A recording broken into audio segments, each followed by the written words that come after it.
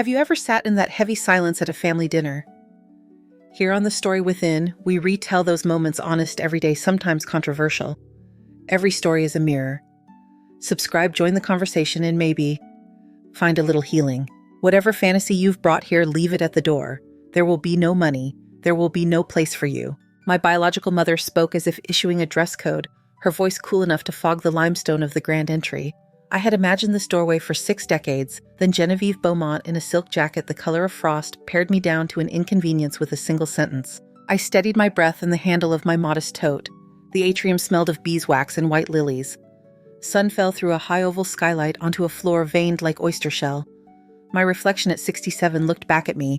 From the polished stone-silver hair twisted into a clip, the good navy dress from a Macy's clearance rack, the posture I'd learned behind a diner counter when a double shift was only half my day. Mrs. Hart. The man in the doorway. Arthur, the house manager, had greeted me with the kind of courtesy that is really surveillance. He had not smiled. He had inspected my ID through the intercom camera, then again at the iron gate, while a lens winked from a cypress like a blinking eye. Only when the lock clacked had the brass gates of the Montecito estate rolled aside. The Pacific glittered beyond the hedges. Somewhere water worked through a hidden fountain. Yes, I'd said then. Ellen Hart. Saying my name aloud helped.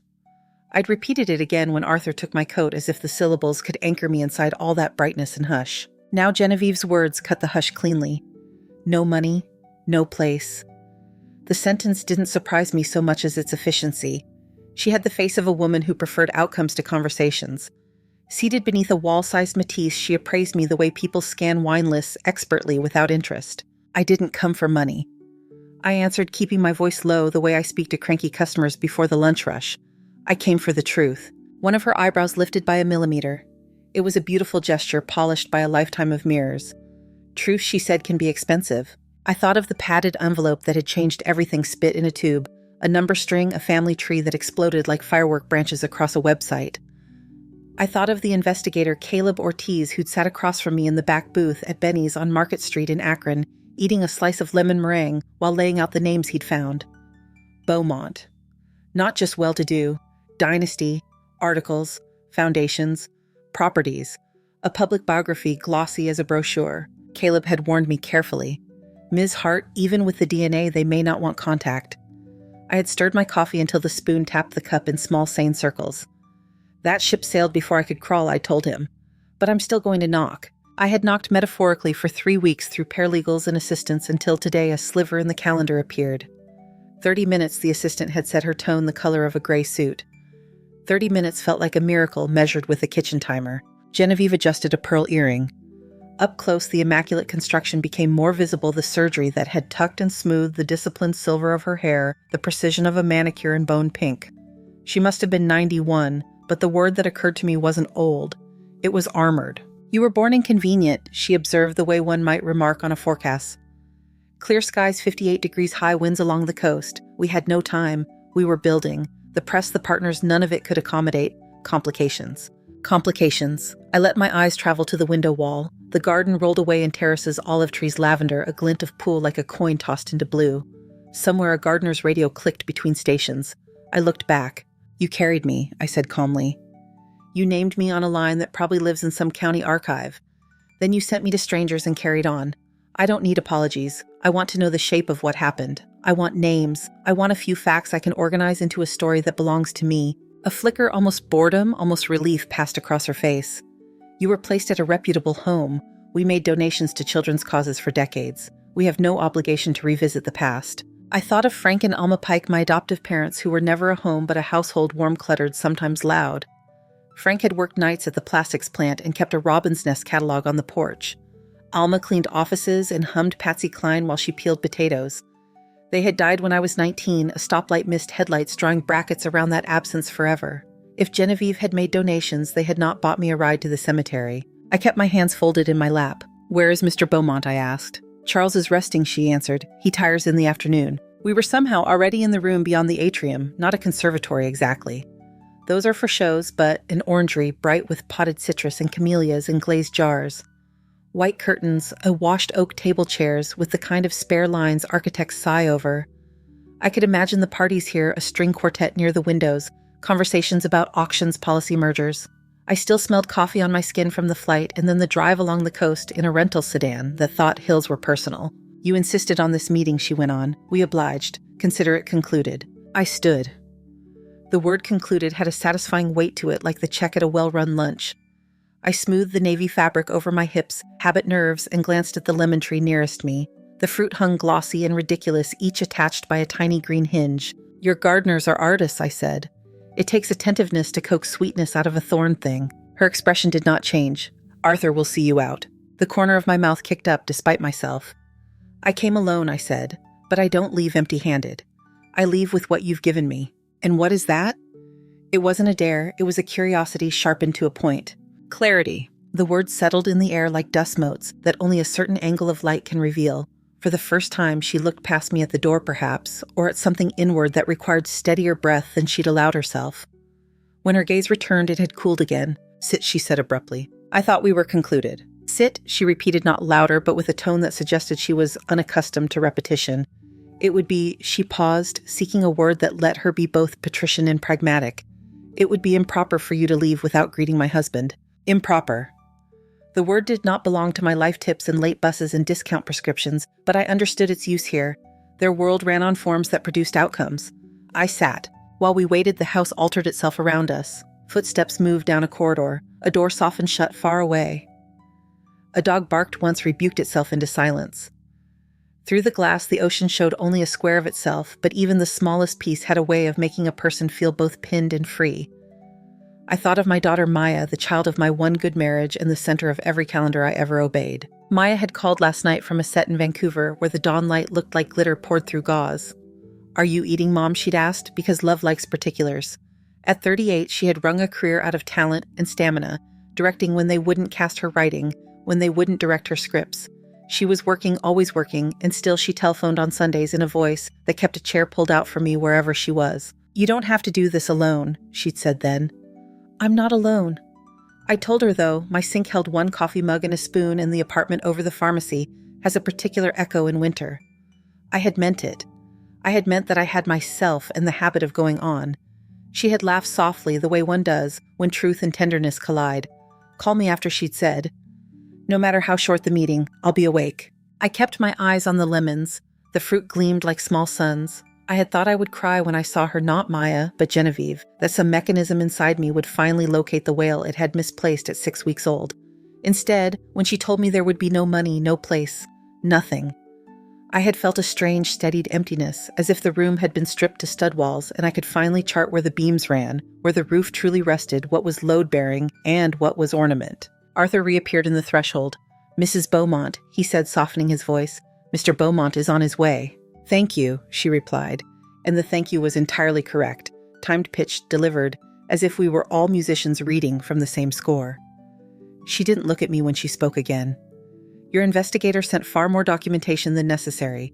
You signed releases I didn't require. You offered more than you were asked for. Why? So you couldn't pretend I hadn't, I said. That finally drew her eyes. They were a pale, difficult blue, the color of the sea on a wind-bitten day when the surface whitens and every wave carries a blade. Pretend, she echoed. I grew up hearing stories that tidied other people's mistakes. I brought you the mess. The mess is mine. I came to set it down in the correct room. She studied me, and for one breath I recognized the same trait rearranged upon two faces, hers and Maya's, a way of measuring that reduces a space to its solving lines. Perhaps blood is a map you cannot read until something terrible gives you the key. She folded her hands. If I tell you details, what will you do with them? I'll know them, I said. That's all. We sat like that, two women tethered by a story neither had wanted to write, until steps sounded again, a cane tapping wood, then stone. The faint exertion of breath a man disguises out of long habit. I did not rise. I placed my palms flat on my knees the way Alma taught me to, when the world tried to take my balance, and waited not at the mercy of the room, not pleading, not prepared to be dismissed as an error in a ledger, but simply present as if after years of hunting, I had finally come to the correct door and could afford to remain on the hinge. The door from the corridor opened. Ellen, Genevieve said, and my name in her voice startled me more than any other sound in that house had managed to do. My husband will see you now. I inhaled slow and steady the way a person does before breaking the surface of cold water. I turned toward the doorway, and I stayed seated. The door from the corridor opened and a man stepped into the light as if the house had measured it for him. He was tall once, Time had drafted an inch from his height and added a tremor to his right hand. A cane of polished walnut kept rhythm with his steps tap-lift set until he reached the threshold where the orangery gave way to the corridor's shadow. Charles, Genevieve said. My name in her mouth had surprised me. His and hers did not. This is Ellen. He studied me with an attention that was not the same as scrutiny. It had the softness of recall, as if he were comparing me to a photograph only he could see. The eyes pale as sea glass lingered on my jaw, then on the way my hair was pinned, as though that pinned memory to something older. Ms. Hart, he said, thank you for coming. The words were plain, the cadence careful. I stood because I was raised to stand when someone older enters a room, and because Alma once told me that courtesy is a kind of ballast. Mr. Beaumont, I returned. Thank you for seeing me. He moved to the chair opposite mine. Genevieve did not sit. She seemed to prefer height today, even a few inches of it. Arthur ghosted in with a tray and left us a silver pot of teacups, like small Bell's lemon wedges precisely the size of thumbnails. I don't take sugar, I said out of reflex, but thank you. Charles poured his own tea and left it untouched. The cup steamed between his hands, and for a moment he looked pleased to be holding something warm. We agreed to this meeting as a courtesy, Genevieve said. 30 minutes. Charles glanced toward her, not to oppose, but to register the fact of her sentence. I remember 30 minutes, he said to me, and a corner of his mouth shook free from the strictness of his face. An indulgence in this house. He turned back to me. Where were you born? County General, January 1958. I answered, I found the line on a microfilm machine at the library. It's a strange thing watching your life reduced to a row of type. He nodded slowly, the way people do when they're congratulating themselves for knowing an answer before they hear it. And you grew up where? South Akron, I said. Then later, above a pharmacy near the bus station. I didn't add the rest. There was never a reason to catalog every address you sleep in, unless someone is trying to prove you don't belong somewhere. Genevieve exhaled a sound too refined to be called a sigh. Ellen, she said we didn't ask you here to exchange anecdotes about zip codes. No, I said. You invited me to be dismissed in full sentences. Charles's laugh came out as a breath on the edge of a cough. He lifted one palm toward his wife, a plea not to the content, but to the method. Let me, he said. Genevieve's silence was a kind of permission. He turned the cane between his fingers. I've built things that looked like permanence, he said. The first apartment building we purchased is now a grocery store. The second is a parking garage. Permanence is a comedian. I waited.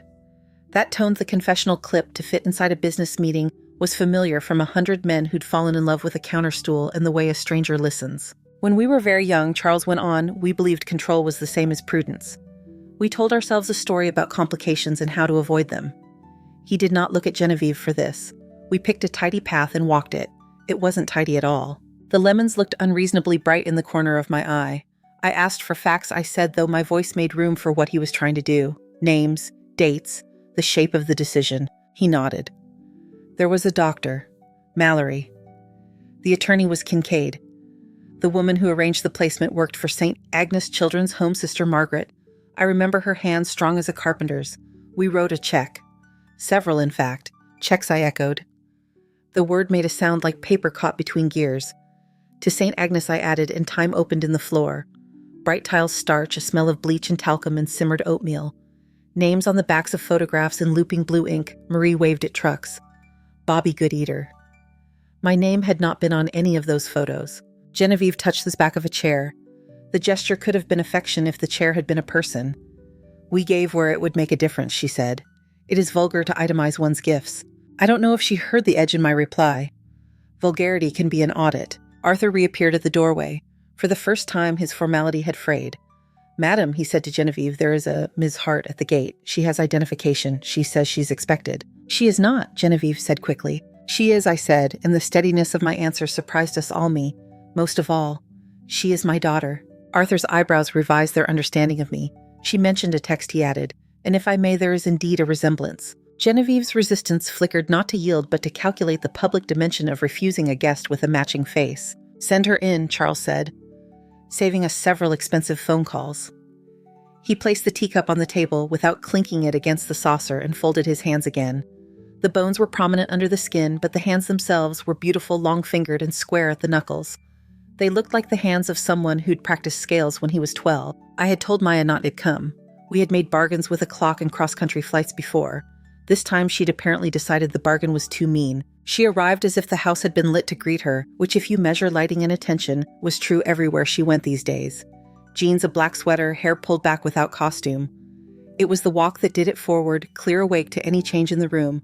She kissed my cheek with a pressure that was both hello and anchor, then turned not to the art, not to the view, but to the people whose choices had made this house necessary. "Good afternoon," she said. "I'm Maya Hart." Recognition moved across Charles's face like sunlight across a wall, first faint, then certain. Genevieve's recognition included a ledger. She had seen Maya's name attached to premieres to interviews where my daughter made her arguments with a voice that was fully hers. "We weren't expecting," Genevieve began. "Patterns," Maya said and smiled. "They tell you everything you need to know." She sat beside me uninvited, as if there had always been a chair there waiting for her, and crossed one leg ankle over knee.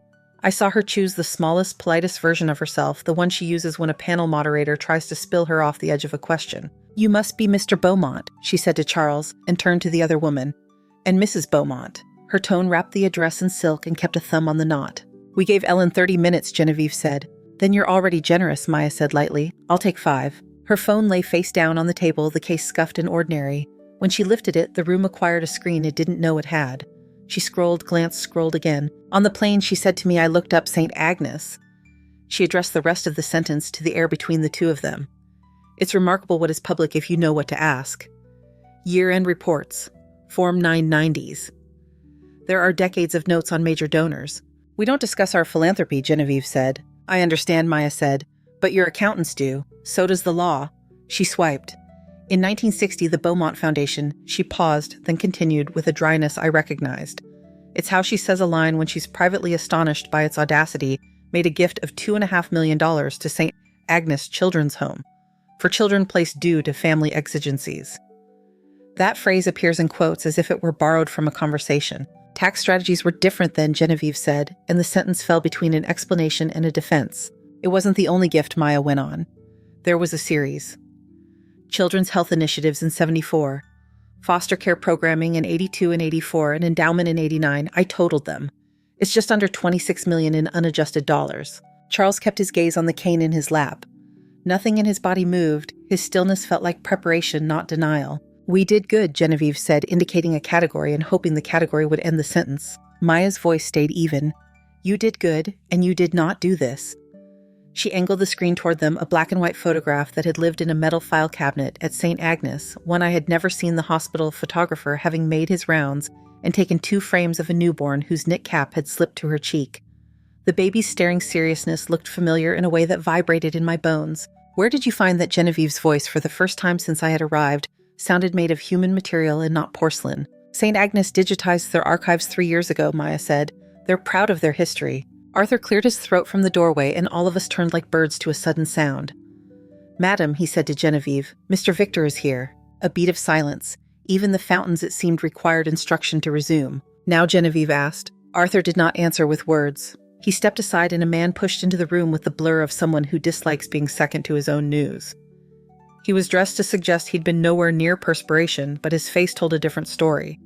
Agitation had started a fire under his collar and worked outward. "Mother," he said. "Father." He stopped when he saw Maya. People stop when they see my daughter. The face they recognize collides with the person in front of them.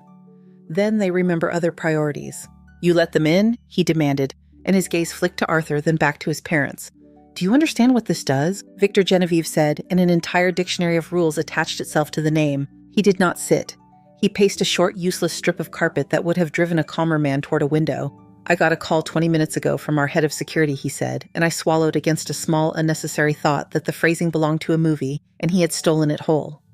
There have been inquiries, professional inquiries, about what Charles asked, though the lines at his mouth said he had already guessed. About the family structure, Victor snapped.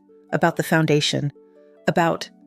He stopped himself on the lip of a word he seemed to consider proprietary. His attention skittered back to Maya. "Was that you?" Maya's expression was courteous to the point of irony.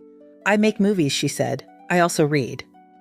When my mother told me she was coming, I asked my business manager to look into publicly available filings and histories. "She's thorough." She, Victor asked, as if the pronoun itself were an inconvenience. Amara Singh, Maya said. "She used to work in private banking before she decided she preferred artists to spreadsheets." Victor's laugh came out raw. "She preferred the publicity," he said. "This is a stunt. The only stunt I see," Maya said, "is insisting we discuss reality as if it were gossip." She set the phone down gently like a scalpel. "We're in the middle of reality." He ignored her and rounded on me as if I were an imposter in his foyer rather than a woman in a borrowed hour. "What do you want?" he asked. "I can have a lawyer here inside of 10 minutes. I kept my hands open on my knees. "I want to know what happened," I said. "I want the shape of the story." Victor made a noise that landed somewhere between a scoff and a choke. "You come into my parents' home after 67 years and demand—" "Your parents," Maya repeated softly, tilting her head. "That's tidy." The pause that followed was small but decisive, like a chess move that looks harmless until your opponent realizes you've cut off their queen. "If there's a point," Victor said, "make it." "I'm speaking already," Maya replied. He turned back to his father. "We need to contain this," he insisted. "We need to manage it before it becomes something we can't control. We have board meetings stacked from now to next week, and if there's even a rumor—" "About what?" Charles asked again, and this time his voice cut through the air, not loud, not sharp, just finished with the flirtation of euphemism. Victor came to a stop, about an undisclosed variable. The euphemism tried to do too much work and collapsed under it. I could feel Genevieve's inhale, the kind you take when you know it will be counted. Maya reached for my hand, not a performance, not a pose. Her fingers were warm, and their warmth steadied me against the draft that enters when someone says variable where a person stands. "You're worried about markets," she said to Victor. "I understand markets. They hate surprises they can't price." "You don't understand anything about what we do," he shot back. "Relationships matter. Quiet matters. Continuity matters. This," he gestured at me as if I had been smuggled in under a coat, "blows holes in all three." Those words, Maya said, sound like they belong to a place where nothing has ever gone wrong because everyone agreed to pretend. She looked at Charles. "Is that the place?" He took a long time to answer. The silence wasn't empty. It was crowded with inventory. When he spoke, the words were modest. "There are rooms in this house built to host agreements," he said. "But they can't keep them." Victor resumed pacing. "Head of security says the questions this morning were specific," he pressed on. "Not just gossip site flares. Someone asked about lines of succession, about eligibility, about—" He struggled again with the vocabulary, and then he chose a bland word as if it could dilute the truth. "About provisions." Maya did not look at me, but I felt the air shift. This was the place in a conversation where fear loves to collect its tithe. I kept my eyes on the lemon tree. A bee had found its way into the room, zipped in a bright diagonal discovered glass, and reconsidered. "Who asked?" Genevieve said not to gossip, but to prepare, which is her way of naming fear. Victor opened his hands. "People who read things for a living," he answered. "People we don't want reading us yet." Charles reached for the tea at last. It had cooled enough to drink. He took a small sip and set the cup down his mouth steady. "Ellen," he said as if the room had narrowed to 2 points. "Why did you knock today and not last year, not 10 years ago?" "Because I could prove it today," I said. "Because I was done asking questions into air." He nodded once, a recognition, not a reward. Arthur hovered in his doorway again and committed the rare act of interrupting on purpose. "There are calls coming in," he told Genevieve, "from the foundation office and from Mr. Kincaid's firm." At the sound of the name, Charles's head tilted as if memory had brushed his cheek. "Take messages," Genevieve said. "Hold all calls, no statements." Arthur inclined his head and disappeared, and the house resumed its role as instrument tuned, resonant, capable of grandeur or whisper depending on the hands. Victor moved to the window and stared at a slice of ocean that refused to be implicated. He tried to make his voice managerial.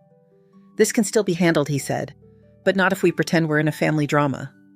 We are not. We are a structure. Structures need plans." Maya answered him without heat. "I make structures from chaos," she said. "It's called editing." He looked at her as if she'd offered him a pastry when he wanted a vault. "This is not your arena." "It is my mother's," Maya said. His face changed only slightly, like a swimmer's expression shifting when a wave hits differently than expected. He turned from the window, and for one instant we occupied the same air without adversarial charge. Then the house phone rang in some distant room, and he went back to pacing, as if the carpet might with enough friction convert him into a better version of himself. "Enough," Genevieve said, and the words slipped into the room like a blade polished for breakfast. "We will not conduct this shouting match in front of a guest." "I'm not a guest," I said, because sometimes a line needs to be spoken aloud to exist. "I'm the reason you're shouting." No one corrected me. Maya's hand left mine and gathered itself on the table, fingertips aligned as though she were sighting a camera. She addressed no one in particular. "We are here," she said, tone flat, anchoring. "This is the room."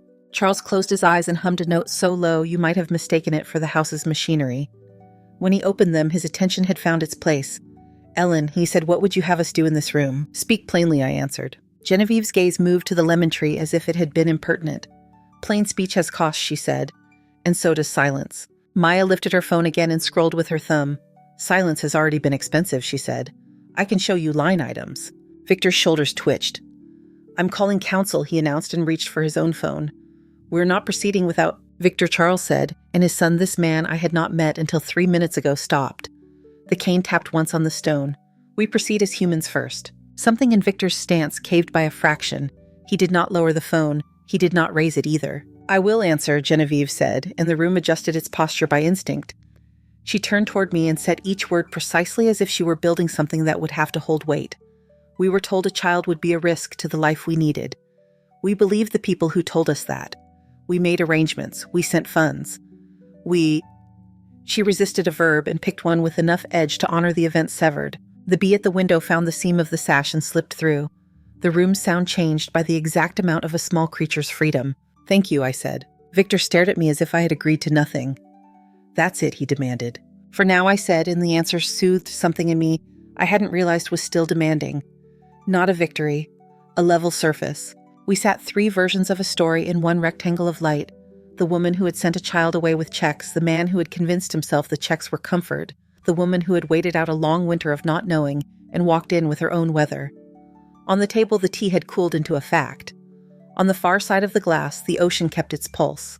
Then the house phone rang again, closer this time, and Arthur appeared with the practiced neutrality of a diplomat carrying a very small war. "Mr. Beaumont," he said to Charles, "Mr. Kincaid is on the line for you." Charles didn't reach for the cane. He reached for the phone. "Put him through here," he told Arthur. "Speaker, please." Arthur crossed to the oak sideboard, tapped a key on the handset, and withdrew with the economy of a stagehand. A breath of line noise, then a voice with the fine gravel of age. "Charles." "Genevieve." "Kincaid," Charles said. "We're in the orangery. I'd prefer everyone hear the same words." A small pause, the shuffle of paper. "Understood," the voice said. "For the record, Daniel Kincaid speaking." "Mr. Kincaid," Genevieve said, "we have guests." "So I gather," Kincaid replied. "Miss Hart, I presume?" "Yes," I said. And Miss Hart's daughter, Maya, added, "Maya Hart." Another pause. "All right," Kincaid said, his tone moving from private counsel to a kind of public address. "I'll be plain. Your grandfather, Mr. Beaumont Samuel, established the Beaumont Family Trust in 1952. It was amended several times, tax regimes, asset additions, the usual, but one provision was never altered. We call it colloquially the Bloodline Clause." The word did not land softly. Victor's jaw worked. Kincaid continued. "The clause stipulates that any biological descendant of Samuel or his issue upon satisfactory proof of parentage is a qualified beneficiary with rights equal to any acknowledged child of the same generation.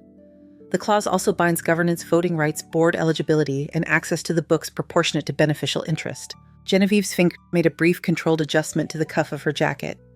"We are aware of the language," she said. "We were youthful when it was drafted. We have matured. The clause," Kincaid went on, "may be removed only by unanimous written consent of all living heirs of the relevant generation. That consent has never been obtained. Indeed, it could not have been obtained if a biological descendant was unknown or unacknowledged." Victor barked a short laugh that had nothing to do with humor. "Then it's a trap we set for ourselves 70 years ago." "It's a protection Mr. Beaumont set," Kincaid said mildly, "against exactly the problem that corrodes family firms' convenience masquerading as policy." Maya's gaze flicked to me. She didn't smile. She didn't need to. Kincaid cleared his throat. "I have reviewed preliminarily documents forwarded by Ms. Hart's investigator chain of custody on a DNA test, contemporaneous birth record, a plausible path of placement, and I have no reason to doubt authenticity. Full verification would be required naturally." "How does that convert?" Victor said tightly into numbers. Kincaid shuffled again. The sound was almost comforting, like the rustle of a trustworthy old suit.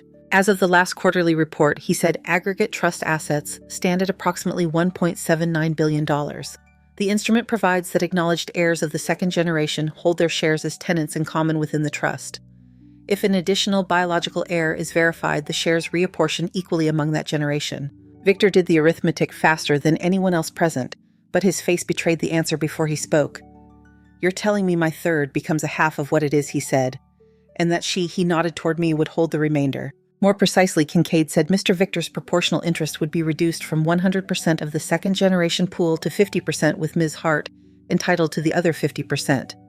Downstream allocations to third generation would adjust accordingly. "And governance?" Maya asked.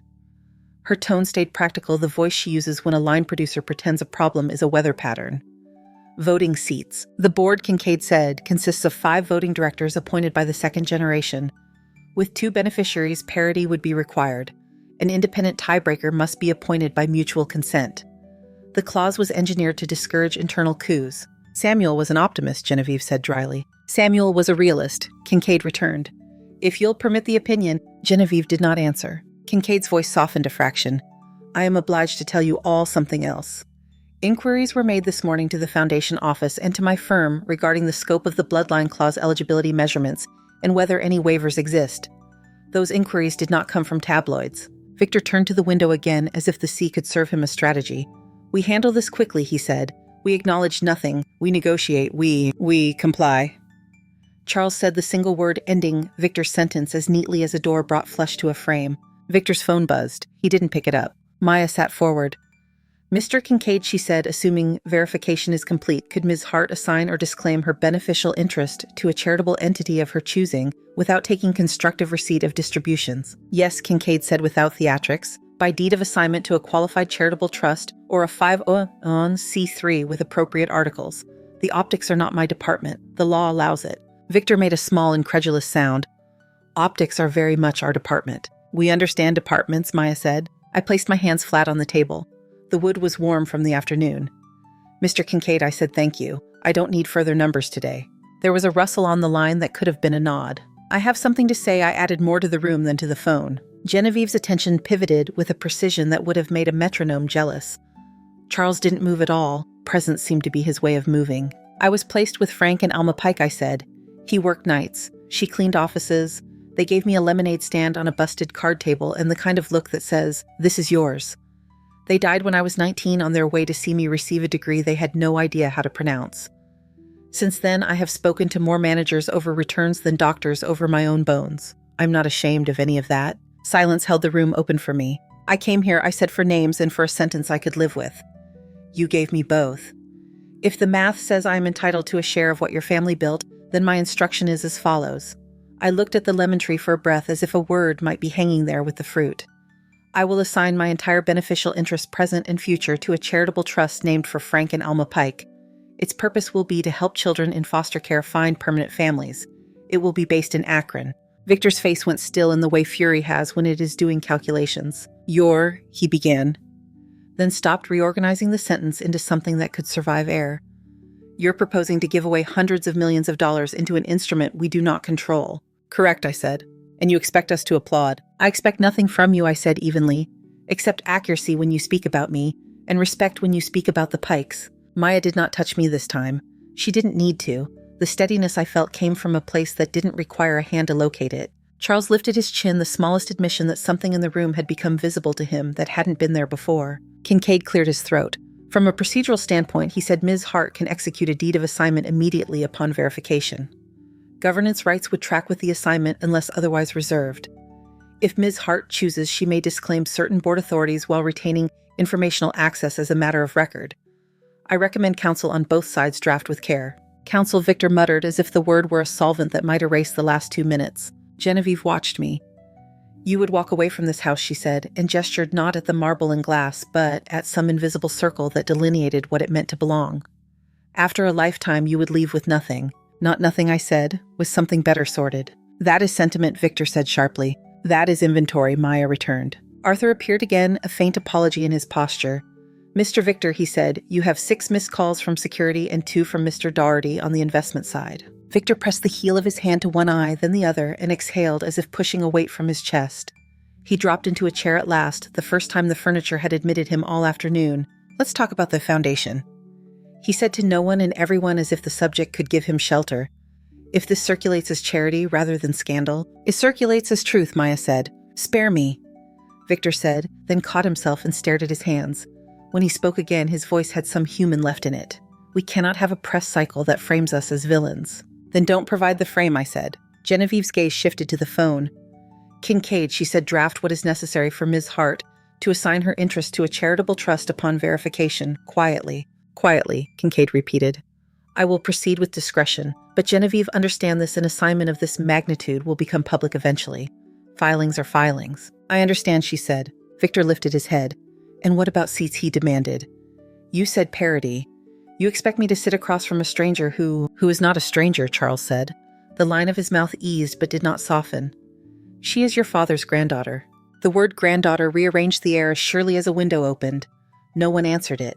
Mr. Kincaid, Maya said to be clear, if Ms. Hart assigns governance rights to the Pike Trust, along with beneficial interests, the trust as an entity would hold the vote. Yes. Yes, Kincaid said, if so drafted. Then the seat is not a chair for a person, Maya said. It's a position for a purpose. Victor stared at her as if the language had been shifted a few inches to the left, and he was deciding whether to follow it there. Genevieve leaned one palm on the table. If there is to be an announcement, she said, it must come from us. Our words. Maya's eyebrows acknowledged the concession without celebrating it. Draft your words, she said. Make them accurate. Am I to include the name Pike? Genevieve asked me. The question was almost gentle. Yes, I said. They fed me. Victor sank back and closed his eyes for half a second. When he opened them, the fight had not left. It had moved to a room behind his face. Kincaid became a stack of protocols again. Ms. Hart, my office will require copies of the DNA report affidavits from the testing chain and an authorization to request the birth record directly from county. We will also engage an independent genealogist to paper the line. Standard in unusual circumstances. If you will provide contact for your investigator, Caleb Ortiz, I said, I'll have him send whatever you need. Very good. Arthur hovered. There is one more matter, he said, looking at Genevieve, but meaning the room. The Foundation office is asking whether to return calls from 2 reporters. They were precise in their questions. Don't return them, Victor snapped. Hold, Genevieve said, and Victor's head whipped toward her. We will neither hide nor grandstand. She looked at me. If we speak, we will not name you until verification is complete. That is your right. It's also ours, Victor said. Maya had gone quiet. When she speaks quietly, she is usually carving. Mr. Kincaid, she said, if Ms. Hart assigns her interest to a charitable trust named for the Pikes and located in Ohio, can the Beaumont support that assignment formally without creating a conflict? Yes, Kincaid said. A resolution of support carries no legal compulsion but signals cooperation. Thank you, Maya said, and set her phone down face up this time. Her lock screen is a picture of a robin perched on a shopping cart in a parking lot, the sort of image that looks like nothing until you understand who photographed it. Victor glanced at the screen and frowned as if the bird had been recruited to oppose him. Charles took another sip of the tea, now entirely cool, and nodded to himself, like a man who's remembered the rest of a song. Ellen, he said, I will give you any records you ask for. Photograph states even the things that embarrass me. I am too old to preserve my own legend. I met his eyes. I did not smile. Thank you, I said. Genevieve let out the breath she'd been saving. And what do you ask of me? She said the words quiet and costly. Say my name correctly, I said. Say Frank and Alma Pike. Don't say complication. Say decision. When you speak to your mirror, don't remove me. Her hand tightened on the back of the chair, then eased. Kincaid's voice resumed its grain. We'll begin the verification immediately, he said. Ms. Hart, my office will transmit a checklist. Mr. Victor, I expect a call from your side regarding valuation questions and the mechanics of parity. Mrs. Beaumont, I'll prepare a draft assignment instrument with placeholders for the charitable articles. Send me the trust's proposed name when you've settled on it. I have, I said, the Pike Home Trust. Maya looked at me and nodded once, a small exact approval. Very good, Kincaid said again. Unless there's anything else, There is. Victor cut in. I want a memo on exposure if this goes to the financial press in the next 48 hours. I want it before close of business. You'll have it, Kincaid said. He did not bother to scold the deadline. I'm ringing off. The line went dead with a tone that sounded older than the phone itself. For a moment, no one moved. The afternoon shifted on the wall by a small degree. The ocean kept its square of insistence. Somewhere a gardener's radio found a station and stayed with it. I spoke into the stillness I had made for myself. I don't need a seat at your table, I said. I need the chair with my parents' names on it to be built properly. No one contradicted the engineering. Victor rose. The anger in him had cooled to the temperature of work. He picked up his phone. I'll be in the study, he said without looking at anyone, and left the room like a man who doesn't want to hear a door close behind him. Genevieve remained. She turned her wedding band once, then again, an old habit or a new one learning to look old. Ellen, she said, would you like the photograph we have the hospital Polaroid? Yes, I said, if you're offering it, not as payment, as accuracy. She inclined her head. Maya stood and pushed in her chair. We'll coordinate with Mr. Kincaid, she said. It wasn't a vow. It was a calendar entry. Arthur waited at the threshold. The house, perfectly trained, made room for departure or return without expressing a preference. Charles looked at me a long time as if he were memorizing me into the kind of memory that survives housekeeping. Thank you for knocking, he said. I always was going to, I answered. He seemed to understand that I meant the sentence exactly as it sounded. We let the quiet land. The lemons shone like small patient suns, and the bee did not come back. No one announced the end of the meeting. It arrived the way fog does quietly, and then all at once. Arthur returned with a slim cream folder and a small archival box, the color of pale wheat. He placed the folder before Genevieve and set the box in front of me, careful as a man putting down a sleeping bird. The photograph, he said, and a draft. Genevieve opened the folder. A single page lay inside, dense with careful sentences. She read in silence, the ring on her right hand turning once, then stopping.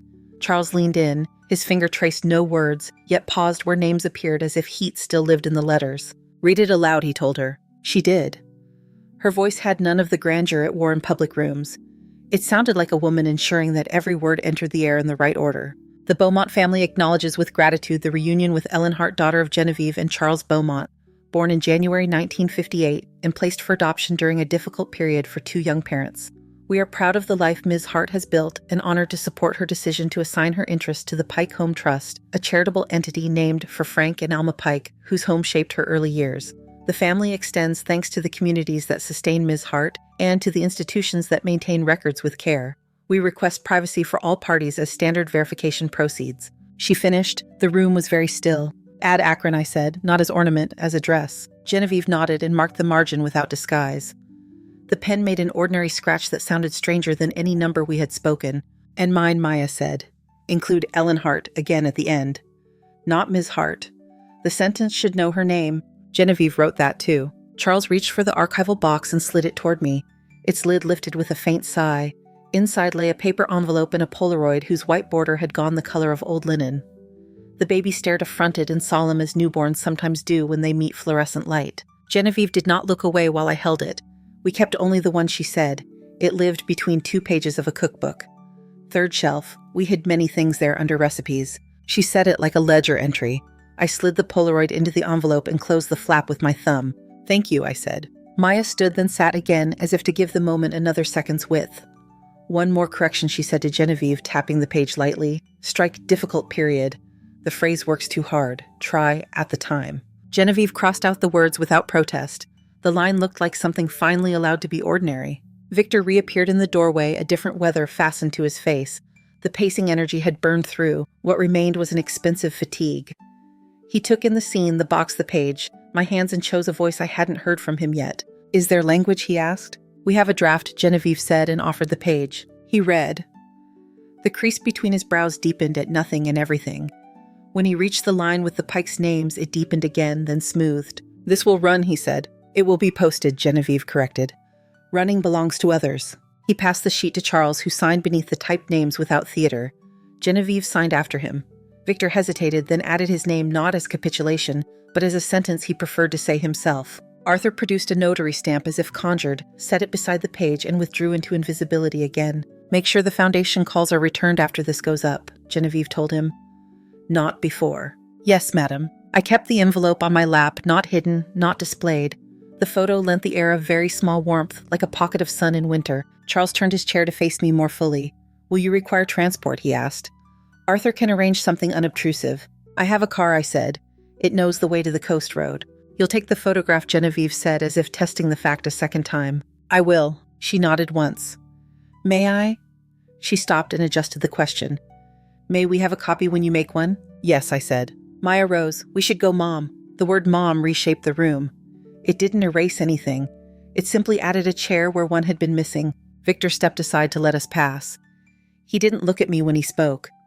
"I'll review the trust language with Kincaid." "Do that," Genevieve said, not to approve or dismiss, but to set the words where they belonged. We crossed the hall of paintings and stone. The house had learned us by now. Lights breathed on and dimmed without calling attention to their obedience. On the threshold, Arthur held out a simple business card, not embossed, not fussy. A direct line, a name written by hand, Arthur Selby. "In case the copy service asks for proof of chain," he said.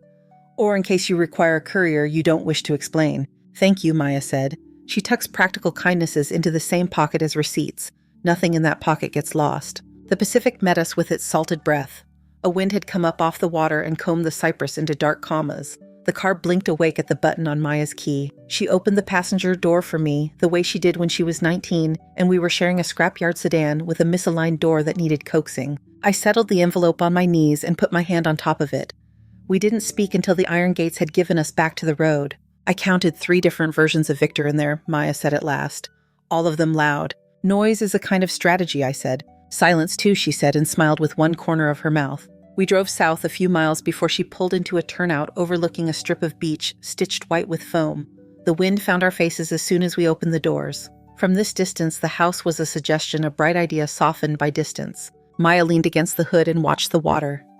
"Do you want to call Caleb?" she asked. "In a minute," I said. She waited. Waiting is one of her best tools. I opened the envelope and slid the Polaroid out again. The baby's mouth was a stern little dash. The knit cap had been tugged low, a tiny mistake that made the picture braver. The corner had a fingerprint pressed into it long ago, an oval of oils now the color of tea. "Mom," Maya said, "may I?" I handed it to her. She held it at arm's length the way we both do when something is too close to read. Then she lowered it and studied my face with the same care, as if making sure the same person lived in both places. "Hungry," she decided. "This is a hungry baby." I said. "Always have been." She returned the photo to its sleeve with the same precision Genevieve had used on her sentences. "Let's go into town," she said. "Find a place that makes copies on the spot. The kind with a bell above the door and a clerk who knows how to fix a jammed tray." "That clerk is a saint," I said. "He is," she agreed, starting the car. "He saves the world one toner cartridge at a time." We turned back to the highway. In the rear view, the sea kept a steady line. The road rose and sloped, shouldered by eucalyptus. For a mile, neither of us said anything. It wasn't a lack. It was room. My phone buzzed once, a text from a number Caleb had used for confidential updates. "Call when ready. I'll line up county records. Proud of you." I slid the phone back in my bag without answering. The pride could wait on its feet for a few minutes. At a light in the village, Maya reached over and took my hand. Not a ceremony, more like a checkmark. "Hungry?" she asked. "For food, yes. For anything else?" "For duplicates," I said. "For envelopes. For a stapler that bites evenly." She laughed. We parked beside a storefront where 2 beach chairs were set like punctuation under a striped awning. A bell announced our entry with comic devotion. The clerk looked up from a laminator and said, "Be right with you," in a voice built for library desks and summer movie theaters. We made the copies. He slid them into paper sleeves with tissue, treating the damp Polaroid as if it might crash through a floor if he breathed on it too hard. He dated the receipt in neat blue numbers and put a dot over each numeral that could be mistaken. Back in the car, we labeled the backs in pencil. Original EH, Safa, copy GB, copy file. Maya's block letters were steadier than mine. She blew gently on the graphite and watched it settle. On the drive inland, the ocean fell away to fields the color of toast. A radio station found us and sang something from 20 years ago. I didn't know the words, but I knew how to hum. We passed a roadside stand selling lemons in a basket with an honor jar beside it. Maya eased onto the shoulder and set a $5 bill under the rock that kept the lid from skittering. I added a single shiny fruit to the envelope box, as if that too could belong to a file. She pulled back onto the road. The afternoon tilted toward evening by imperceptible clicks. When we reached the on-ramp, she checked her mirrors and merged. The car steadied into the lane. The envelope was warm against my palm. Thank you so much for listening to today's story. If this story resonated with you or made you reflect, I'd love to hear your thoughts, so feel free to share them in the comments below. And don't forget to like, subscribe, and hit the notification bell so you won't miss the next story. I'll see you next time as we continue exploring more journeys and lessons together.